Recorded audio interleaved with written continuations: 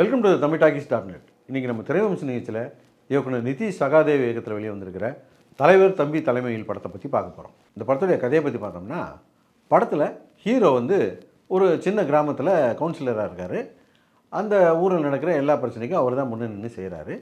அந்த ஊரில் இளவரசு பொண்ணுக்கு விடிஞ்சா கல்யாணம், இந்த கல்யாணத்தை நான் முன்னே நின்று நடத்தி வைக்கிறேன் அப்படின்னு சொல்லிட்டு ஹீரோ போய் நிற்கிறாரு. அந்த இளவரசு வீட்டுக்கு பக்கத்து வீட்டில் தம்பிராமையா இருக்கார். தம்பிராமையாவுக்கும் இளவரசுக்கும் ஆகாது. அவங்க ரெண்டு பேருக்குள்ளே முன்பகை இருக்குது. இந்த சமயத்தில் தம்பிராமையாவுடைய அப்பா இறந்து போயிடுறாரு. பொழுது விடிஞ்சால் பக்கத்து வீட்டில் கல்யாணம். ஆனால் அதே அந்த முகூர்த்த நேரத்தில் எங்கள் அப்பாவுடைய சாவை நான் தடப்படலாம் எடுப்பேன் அப்படின்னு சொல்லிட்டு தம்பிராமையா சொல்கிறாரு. காலையில் கல்யாணம் நடக்கும்போது அதுவும் முகூர்த்த நேரத்தில் சாவு மலை அடிச்சுக்கிட்டு இருந்தால் நல்லாவாக இருக்கும். அதனால் இந்த சாவை கொஞ்சம் தள்ளி போடணும் அப்படின்னு சொல்லிட்டு இளவரசு நினைக்கிறாரு. அதையே ஜீவா போயிட்டு தம்பிராமையா கிட்ட பேசுகிறாரு. அதெல்லாம் முடியாது, எங்கள் அப்பாவுக்காக நான் உயிரே கொடுப்பேன், எங்கள் அப்பாவுக்காக இதை கூட செய்யலாம், எப்படி நான் பெருசாக மோளங்களெல்லாம் வச்சு எடுக்க போகிறேன், அவனை வேணால் கல்யாணத்தை தள்ளி போட சொல்லு அப்படின்ட்டு அவர் சொல்கிறாரு. இந்த ரெண்டு பேருடைய மோதலை எப்படி தவிர்க்கிறது, இந்த கல்யாணத்தை எப்படி நடத்துறது, இந்த சாவை எப்படி எடுக்கிறது அப்படிங்கிற பிரச்சனையில் ஹீரோ இறங்குறாரு. அதுக்கப்புறம் என்னாச்சு அப்படிங்கிற இந்த படத்துடைய கதை.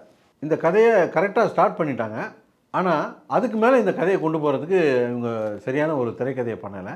என்ன அப்படின்னு சொன்னால், இந்த ரெண்டு பிரச்சனையும் தீர்க்கணும், அதுக்கான முயற்சியை ஹீரோ எடுக்கிறாரு அப்படின்னு சொன்னால் அதுக்கு தடைகள் வந்துக்கிட்டே இருக்கணும். அந்த தடைகளை மீறி அவர் எப்படி செஞ்சார் அப்படிங்கிறது விஷயமா இருந்தால் பரவாயில்ல.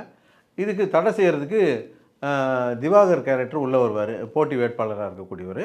அவர் ஏதாவது தடை செய்கிறாரா அப்படின்னா அதெல்லாம் ஒன்றும் பெருசாக ஒர்க் ஆகலை, அது ஒன்றும் சீரியஸாகவும் இல்லை. அப்படியே கதை பிரச்சனை அப்படின்னு போய்கிட்டு இருக்கு. அது மட்டும் இல்லாமல் இந்த கதையில் இந்த கல்யாணத்துக்காக ஊர்லேருந்து இந்த மாப்பிள்ளை வீட்டுக்காரங்க வர்றாங்க அப்படின்னு சொல்லிட்டு ஒரு கேரக்டர், அது ஒரு அரை மணி நேரத்தை வேஸ்ட் பண்ணுது. அந்த போர்ஷன் எதுவுமே இந்த கதைக்குள்ளே ஒட்டவே இல்லை, அது துண்டாக ஓடிக்கிட்டு இருக்குது.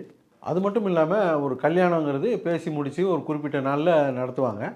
அந்த நாளில் எந்த பிரச்சனை வந்தாலும் அதை தாண்டி அந்த கல்யாணத்தை நடத்தி தான் தீரணும். அதில் பக்கத்து வீட்டில் ஒரு சாவு நடந்து போச்சு, அந்த சாவுக்கு அவன் மோளம் அடிப்பான், அவன் அதையும் எங்களை டிஸ்டர்ப் பண்ணும் அப்படிங்கிறதெல்லாம் ஒரு பெரிய பிரச்சனையாக தெரியல. அந்த சாவு அது ஒரு திட்டமிட்டு செஞ்சுருந்தாலும் பரவாயில்ல, அதுவும் தற்செயலாக நடந்தது தான்.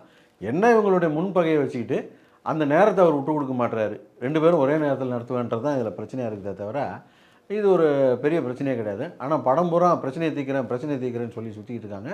அந்த ஒரு பிரச்சனைக்கு தீர்வும் சொல்லி அதுக்கு ஒரு கருத்தும் சொல்கிறாங்க.